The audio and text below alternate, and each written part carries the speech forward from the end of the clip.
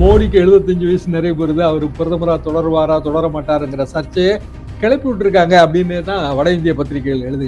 அமித்ஷா விரும்பினால் 2029 அது அமித்ஷாவுக்கான ஆண்டு என்று அவருக்கு ஒரு அப்படியான ஒரு திட்டம் இருந்தால், அமித்ஷாவும் இந்த சர்ச்சையை கிளறி விட்டதில் ஒரு பங்கு வகிக்கிறாரோ அப்படிங்கிற ஒரு விஷயமும் இருக்குங்க. ஏற்கனவே இருந்த சார் சர்ச்சையிலிருந்து 75 வயசு சர்ச்சையை நோக்கி இது கொண்டு போறாங்க. அது தேசிய அளவில் அதை நோக்கி கொண்டு ஏன்னா எதிர்கட்சிகளோட இந்தியா கூட்டணி இன்றைய கூட்டம் இதுல எடுக்கக்கூடிய முன்முடிவுகள் இதெல்லாம் நீர்த்து போக செய்யணுங்கிறதா இதுல நோக்கம். வணக்கம். இது தமிழ் குரலின் சிறப்பு நேர்காணல். இன்றைக்கு நம்மோடு இணைந்திருக்கிறவர் மரியாதைக்குரிய மூத்த பத்திரிகையாளர், அரசியல் திறனாய்வாளர், வழக்கறிஞர் முனைவர் தராசு ஷியாம் அவர்கள். சார் வணக்கம். சார் வணக்கம். தேர்தல் முடிந்து, நாடாளுமன்ற தேர்தல் முடிந்து கிட்டத்தட்ட ஓராண்டு கடந்து இந்தியா கூட்டணி இன்றைக்கு ஒருங்கிணைந்து ஒரு மீட்டிங் வீடியோ கான்பரன்ஸ் மூலமா எடுக்க இருக்கிறார்கள். பல முக்கியமான பிரச்சனைகள், அது மான்சூன் செஷனுக்கான நாடாளுமன்றத்தை தாண்டி வேற சில விஷயங்களும் பேசப்பட இருக்கிறது அப்படிங்கிற மாதிரியான செய்திகள் இருக்கு. எப்படி பாக்குறீங்க சார் இந்த நகர்வை? குறிப்பாக சார்ல தொடங்கி பல விஷயங்கள் விவாதிக்கப்படுமா? உங்களுடைய பார்வை. அகில இந்திய அளவிலான கூட்டணிகளுக்கு ஒரு பரிசோதனை என்பது 1977 தாங்க எங்க காலகட்டம். அதுக்கு முந்தைய பாட்னா பேரணியை பார்ப்பதற்கெல்லாம் நான் போயிருந்தேன், ஜேபி தலைமையிலான பேரணி. அப்போ ஒரு பொது எதிரி, அது எமர்ஜென்சி வந்துருச்சு, ஜனநாயகம் காப்பாற்றப்பட வேண்டும், இப்படியான ஒரு பெரிய lofty ideals, goals. Jayaprakash Narayanan தலைமை, பல கட்சிகள், அதுல இந்தியாவின் எதிர்முதிர்மான கட்சிகள். ஆனா ஒரே ஒரு விஷயம் என்னன்னா, காமன் சிம்பிள்ங்கிறது தான் அதுல இருக்கிற ஒரே பாயிண்ட். அப்ப கூட தமிழ்நாடு தனியாக வருதணும், இந்தியா முழுவதும் ஏர் உழவுன்னு சின்னம் ஜனதா கட்சியில, தமிழ்நாடு மட்டும் இல்லை நாங்க ராட்டையை தான் வச்சுக்கிடுவோம், எங்களுக்கு தெரிஞ்ச சின்னம் அதுதான். இந்த தெரிஞ்ச சின்னத்துக்கு போற ஒரு அரசியல் மயக்கம் நமக்கு எப்போதுமே உண்டு. இங்க வந்து ஜனதா கட்சி ராட்டை சின்னத்துல தான் போட்டி போட்டுச்சு. ஆனா இப்போ வந்து என்ன கூட்டணி அமைத்தாலும் மாநிலத்துக்கு மாநிலம் அந்த கூட்டணிகள்ல பெரிய முரண்பாடுகள் இருக்கு. இந்தியா கூட்டணின்னா கேரளால இந்தியா கூட்டணி எங்க இருக்கு? இப்ப ஆம் ஆத்மி நாங்க ஒன்றும் இந்தியா கூட்டணியில இல்லைங்கன்ட்டாங்க. அது லோக்கல் அட்ஜஸ்ட்மெண்ட்டுக்கு தான் எல்லாரும் தயாரா இருக்காங்க.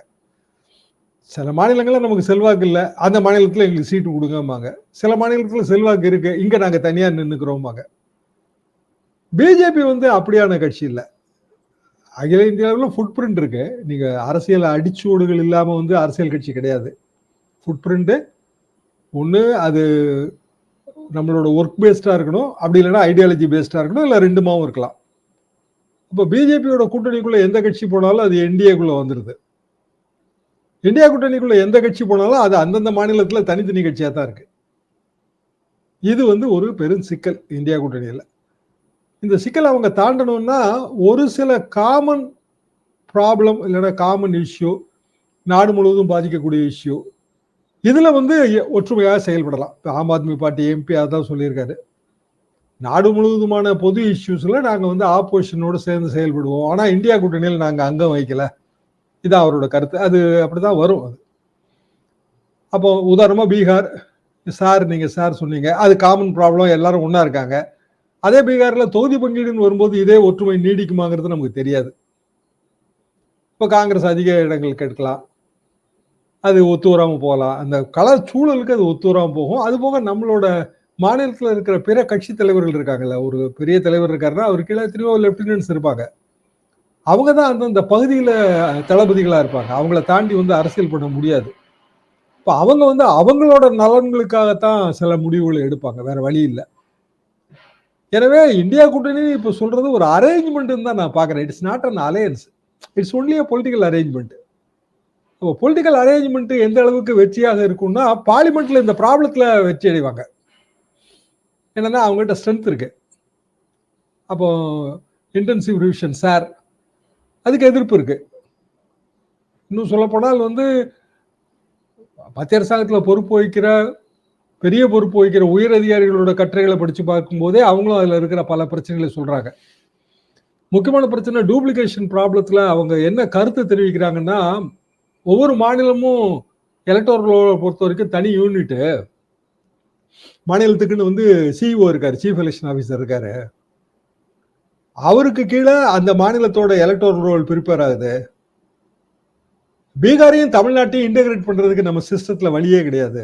உதாரணமாக பீகார்ல ஒருத்தன் அவன் ஓட்டு வச்சிருக்கான், தமிழ்நாட்டில் வந்து ரொம்ப நாளாக மைக்ரண்ட் லேபராக இருந்து இங்கேயும் வந்து ஆதார் கார்டு எல்லாம் டூப்ளிகேட் வாங்கிட்டான்னு வச்சுக்கோ ஒரு வாதத்துக்கு. அவனை நம்ம வந்து கண்டுபிடிச்சு எடுக்கவே முடியாது. காரணம் 2 எலக்ட்ரல் ரோலும் வந்து நம்மகிட்ட இதே இல்லை, இன்டகிரேஷனே கிடையாது. இன்டகிரேஷன் வரணும்னா தான் அந்த டிஜிட்டல் எலக்ட்ரல் ரோல் சிஸ்டத்துக்குள்ள போனோம். அவர் முக்கியமான அதிகாரிங்க சிஸ்டத்துக்குள்ள இருக்காரு. ஆனா அது இன்னும் கம்ப்ளீட் ஆகல அந்த சிஸ்டம். சில வருடங்களா தான் நம்ம அதை வந்து டிஜிட்டைஸ் பண்ணிட்டு இருக்கோம். இப்போ கம்ப்ளீட் ஆகிறதுக்கு முன்னாடி டூப்ளிகேஷன் ரிமூவல்னா அது நிஜமான ஓட்டரும் ரிமூவ் ஆயிடுவான். அந்த ஆபத்து அதில் இருந்துட்டு தான் இருக்கு. ரொம்ப லாங் டைம் எடுக்க வேண்டிய ஒரு ப்ராசஸ். அதுக்கு எதுக்கு இவ்வளோ ஷார்ட் டைம்ல டார்கெட் ஃபிக்ஸ் பண்ணணும்? எலக்ட்ரல் ரோலை வந்து பியூரிஃபை பண்ணணுங்கிற அந்த நோக்கத்தை யாரும் குறைச்சி மதிப்பிட முடியாது. அது கண்டிப்பாக எலெக்ஷன் கமிஷனோட ரோல் தான். ஆனால் எலெக்ஷன் கமிஷன் வந்து வெறும் ஐடென்டிட்டி தான் கேட்க முடியும், நேஷனாலிட்டி கேட்க முடியாது. இது நம்ம நாட்டோட ப்ராப்ளம். அப்போ நேஷனாலிட்டி கேட்கல அப்படின்னா ஐடென்டிட்டி பர்பஸ்னா ஏற்கனவே இருக்கிற மற்ற கார்டு, ஆதார் கார்டை பயன்படுத்துறதுல என்ன தப்பு இருக்கு, ரேஷன் கார்டை பயன்படுத்துறதுல என்ன தப்பு இருக்கு? எதுக்கு வந்து இந்த குறிப்பிட்ட கார்டை மட்டும் கேட்கும்போது, இப்போ உதாரணமாக பாஸ்போர்ட், அது கண்டிப்பாக வந்து நேஷனாலிட்டி பேஸ்டு. எத்தனை சதவீதம் பெற்ற பாஸ்போர்ட் இருக்கும்? இப்படி வந்து அதுல சிக்கல்கள் அதுதான் இருக்கு. இப்போ ஆகஸ்ட் 1க்குள்ள இவங்க பப்ளிஷ் பண்ணணும் நியாயமா பார்த்தா. இன்னும் சுப்ரீம் கோர்ட் என்ன சொல்ல போகுதுன்னு தெரியல. மோஸ்ட் ப்ராபபிளி அதை அலோவ் பண்ணாதுன்னு தான் அனைவருமே அபிப்பிராயப்படுறாங்க. காரணம் வந்து ஒன்று ஷார்ட் டியூரேஷன், ரெண்டாவது இது ப்ராக்டிகபிளா இல்லைன்னு சுப்ரீம் கோர்ட்டு ஓப்பனாகவே போன விசாரணையோட சொல்லிச்சு. அப்போ ஆதார் கார்டை சேர்த்தீங்களா சேர்க்கலையாங்கிற கேள்விக்கு தேர்தல் ஆணையம் ஆதார் கார்டை நாங்கள் சேர்க்க முடியாதுங்கிற ஒரு பதிலை சொல்லி வச்சிருக்கு. ரெண்டாவது எனுமரேஷன் ஃபார்ம், இப்போ ஒரு பூத் லெவலில் இருக்கிறவங்க, அவங்க சாதாரண டீச்சர்கள், இவங்களுக்கு வந்து அந்த எக்ஸ்பர்டைஸ் இல்லை, இதை வெரிஃபை பண்ணக்கூடிய எக்ஸ்பர்டைஸ் இல்லை. அவங்க வந்து ஓட்டர் அங்கே இருக்கானா இல்லையான்னு பார்க்கும்போதே இங்கே ப்ராப்ளம் இருக்கு. என்னன்னா மைக்ரேஷன். இப்போ தமிழ்நாட்டுக்கு இது வரும்போது தமிழ்நாட்டுக்கு பெரிய ப்ராப்ளம் இருக்கு. என்ன காரணம்னா இங்கேயே வந்து இன்டர்னல் மைக்ரேஷன் இருக்கு, மாநிலத்துக்குள்ளேயே புலம்பெயர்தல். இப்போ ஆர்டினரிலி ரெசிடென்ட்ங்கிற பாயிண்ட்டை மட்டும் எலெக்ஷன் கமிஷன் சொல்லுது. இப்போ உதாரணமாக ஒருத்தர் திருநெல்வேலியில் இருக்காரு, திருநெல்வேலியில் ஒரு சொந்த வீடு இருக்கலாம், சொந்த ஊர், அங்கே இருக்கிற அவர் ஓட்டரை அவர் இழக்க விரும்பலை, ஆனால் சென்னையில் வேலை பார்க்காரு அப்படின்னா திருநெல்வேலி வீட்டுக்கு நீங்கள் வெரிஃபிகேஷன் பர்பஸுக்கு போனீங்கன்னா அவர் இருக்க மாட்டார். அப்போ அதுக்காக அவர் சென்னையிலேருந்து திருநெல்வேலிக்கு வந்து உட்காரணும். எப்போ வருவாங்கன்னு இவங்க வருவாங்கன்னு நமக்கு தெரியாது. இப்படியான பல சிக்கல்கள், பிராக்டிக்கல் சிக்கல், இந்தியா மாதிரியான இவ்வளோ பெரிய நாட்டுக்கான பிராக்டிக்கல் சிக்கல் இருக்கு. இது வந்து ஒரு டைம் ரிலேட்டட் ப்ராசஸ், ரொம்ப டைம் எடுத்துக்கிட்டு செய்ய வேண்டிய விஷயம். இப்போ இதே உதாரணத்துக்கு எப்படி நீங்க இல்லை உங்க ஓட்டர் உரிமையை நாங்கள் ரத்து பண்ணிடுவோம் அப்படின்னு சொல்லி ஒரு நோட்டீஸ் அனுப்புனா அவங்க வந்து அதுக்கு அடுத்த கட்ட நடவடிக்கை ஓட்டர் எடுப்பாங்க. அப்புறம் ஓனர்ஸ் வந்து ஓட்டர் பேர்லையா இசி பேர்லையாங்கிற அந்த பாயிண்ட்டுக்குள்ள கிளாரிஃபிகேஷன் இல்லை. ஒரு வாக்காளன் அப்படின்னா வாக்காளனாக நான் வந்து சேர்த்து கொள்ளப்பட வேண்டியது என் கடமையா உன் கடமையாங்கிற கேள்வி அதில் இருக்கு. இந்தியாவில் வந்து அது வந்து ஈசியோட கடமை தான். சில மேல நாடுகளில் ஓட்டரோட கடமை. ஓட்டர் ரிஜிஸ்டர் பண்ணா தான் ஓட்டர் ஆக முடியும். சிட்டிசனா இருப்பான் ஆனால் ஓட்டரா இருக்க மாட்டான். அது மாதிரியான ஒரு சிஸ்டம் இங்க இந்தியாவில் இல்லை, 1951 இருந்து இல்லை. இப்படியான பிராக்டிக்கலான இம்ப்ளிகேஷன்ஸ் இதுல நிறைய இருக்கு. இதுல வந்து எதிர்கட்சிகள் ஒற்றுமைப்பட்டுரும். ஏன்னா ஆனா பிஜேபிக்கே இதுல பாதிப்பு இருக்குன்னு தான் பீகார்ல இருந்து வர்ற பத்திரிகைகளை படிச்சு பார்த்தா தெரியுது. எல்லாரோட ஓட்டு பேங்குமே இது பாதிக்குங்க. ஏன்னா அவங்க பிஜேபிக்கும் ஓட்டு போட்டிருப்பாங்க, அவங்களை ஓட்டர் ரோல்ல இருந்து எடுத்துட்டீங்கன்னா பிஜேபிக்குமே பாதிப்பு வரும். இப்படியான ஒரு கருத்து தான் இருக்கு. இப்ப இத மடைமாற்றுவதற்கு தான் வந்து 75 வயசு மோடியோட அந்த மோடிக்கு 75 வயசு நிறைவேறுது, அவர் பிரதமரா தொடருவாரா தொடர மாட்டாருங்கிற சர்ச்சையை கிளப்பி விட்டுருக்காங்க அப்படின்னு தான் வட இந்திய பத்திரிகைகள் எழுதுகின்றன. மடைமாற்றத்திற்கான ஒரு வேலை அப்படிங்கிறதாக அந்த ஒரு செய்தியை தொட்டிங்க. இப்போ எனக்கு இதுல ஒரு கேள்வி, டிடிபியுமே இதை எதிர்த்திருக்காங்க. அதுல பல கிளாரிட்டி தேவைப்படுது, சிட்டிசன்ஷிப் அது மாறக்கூடாதுன்னு. ஒருவேளை ஒருங்கிணைந்த குரல் நாடாளுமன்றத்தில் வரும்போது அதிருப்தியை வெளிப்படுத்திட்டு ஆனா கூட்டணிக்குள்ளேயே தொடருவாங்களா? ஏன்னா அவங்களுடைய நிலைப்பாடு குரூஷியலா பார்க்கப்படும் இல்லைங்களா அந்த இஷ்யூவா நம்ம எடுக்கும் போது. இல்ல, எலெக்ஷன் கமிஷன் வந்து இதுல பின்வாங்கிரும் தான் நான் நினைக்கிறேங்க.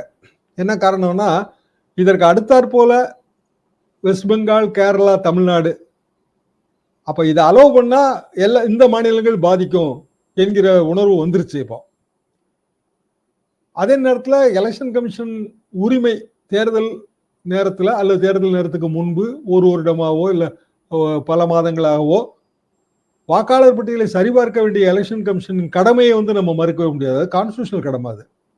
அது எப்படி செய்யறதுங்கிறதுலாம் கருத்து வேறுபாடு இருக்கும். எனவே அரசாங்கமே வந்து அதுக்குள்ள ஒரு சமரச ஏற்பாட்டுக்கு போயிடும் தான் நான் நினைக்கிறேன். வேற வழி இல்லை. சுப்ரீம் கோர்ட் ஒரு உத்தரவு போட்டா அது வந்து மோடி அரசாங்கத்துக்கு பின்னடைவாக மாறும். அப்போ இந்த நேரத்துல 75 இயர்ஸ் அந்த அந்த சர்ச்சை அது ஏற்கனவே இருக்கு, ஒரு வருஷமா இருக்கு. அப்போ அது வந்து பிஜேபியோட விதி கிடையாது. பிஜேபியில சில சில இடங்கள்ல அதை கடைபிடித்திருக்காங்க. அத்வானி இவர்களுக்கு வந்து அந்த வாய்ப்பு மறுக்கப்பட்ட போது கடைபிடித்திருக்காங்க. இப்போ உதாரணமா எடியூரப்பா 75 வயசுக்கு மேல பதவியில் இருந்தாரு, முதலமைச்சர் பதவியில் இருந்தாரு. இப்படி பல உதாரணங்கள் அதுல இருக்கு. ஆனா அரசியலுக்கு அப்படி ஓய்வு பெறும் வயதை நீங்க நிர்ணயிக்க முடியுமா? அமைப்புகள்ல முடியுங்க. இப்ப ஆர்எஸ்எஸ்க்கு 75 வயசுன்னு நம்ம சொல்லிடலாம். ஏன்னா கீழே வந்து ரொம்ப ட்ரைன்டு அடுத்த சர்சங் சாலக் வந்து தேசிய தலைவர் பதவி. நிறைய பேர் வந்து அதுக்கு தயாரா இருப்பாங்க. 75 வயசா இப்போ சுதர்சன் சர்சங் சாலக்கா இருந்தாரு, இன்னைக்கு வந்து மோகன்ஜி பாகவத் இருக்காரு. இப்படி அது ஓகே தான். அரசியல்ல வந்து அமைப்பு ரீதியான பலத்தை தாண்டி மக்கள் ரீதியான பலம் தேவைப்படுதுல, மக்களின் நம்பிக்கை. அப்போ மக்களின் நம்பிக்கையை பெற்றவர் அப்படின்னு ஒரு பாயிண்ட் வரும்போது மோடி அவர்களுக்கு கட்டாய ஓய்வு அப்படி கொடுக்க முடியாது. அது ரொம்ப கஷ்டம். ஆனா அமித்ஷா விரும்பினால் 2029 அது அமித்ஷாவுக்கான ஆண்டு என்று அவருக்கு ஒரு அப்படியான ஒரு திட்டம் இருந்தால், அமித்ஷாவும் இந்த சர்ச்சையை கிளறி விட்டதில் ஒரு பங்கு வகிக்கிறாரோ அப்படிங்கிற ஒரு விஷயமும் இருக்குங்க. இன்னைக்கு பிஜேபி எம்பி இன்று வந்து அப்படியான ஒரு விஷயமே கிடையாது பிஜேபியில. 75 வயசு இல்லை, அதுக்கு மேலேயும் அவர் உடல் நலத்தோடு இருக்கும் வரைக்கும் அவர் தான் பிரதமர் வேட்பாளர் அப்படிங்கிற ரீதியில ஒரு கருத்து தெரிவித்திருக்கிறாரு. நிஷிகாந்த் துபே கருத்துக்கு காங்கிரஸ் எதிர்வினை என்ன ஆற்றிருக்குன்னா, இது மோடிக்கு தெரியாம இந்த கருத்து வந்திருக்க முடியாது. ஏன்னா அவர் வந்து மோடியோட ப்ராக்சிமிட்டி ரொம்ப அதிகம். எனவே மோடியே தான் இந்த சர்ச்சையை கிளப்புறாருன்னு அவர் பதில் சொல்லியிருக்காரு. அப்போ ஏற்கனவே இருந்த சர்ச்சையிலிருந்து 75 வயசு சர்ச்சையை நோக்கி இது கொண்டு போறாங்க. அது தேசிய அளவில் அதை நோக்கி கொண்டு, ஏன்னா எதிர்கட்சிகளோட இந்தியா கூட்டணி இன்றைய கூட்டம், இதுல எடுக்கக்கூடிய முன்முடிவுகள் இதெல்லாம் நீர்த்து போக செய்யணுங்கிறதா இதுல நோக்கம். அப்போ எப்படி இது வந்து அடுத்த கட்டமாக பரிணமிக்கும்?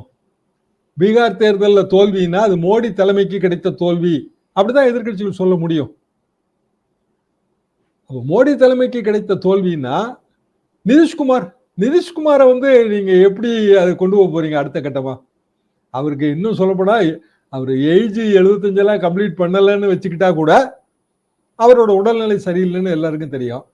அப்போ ஒரு அரசியல் தலைவருக்கு 75 வயசு முக்கியமா, இல்ல மக்கள் அவர் மீது வைத்திருக்கிற நம்பிக்கை முக்கியமா, இல்ல அவரது முடிவெடுக்கக்கூடிய திறன் முக்கியமா?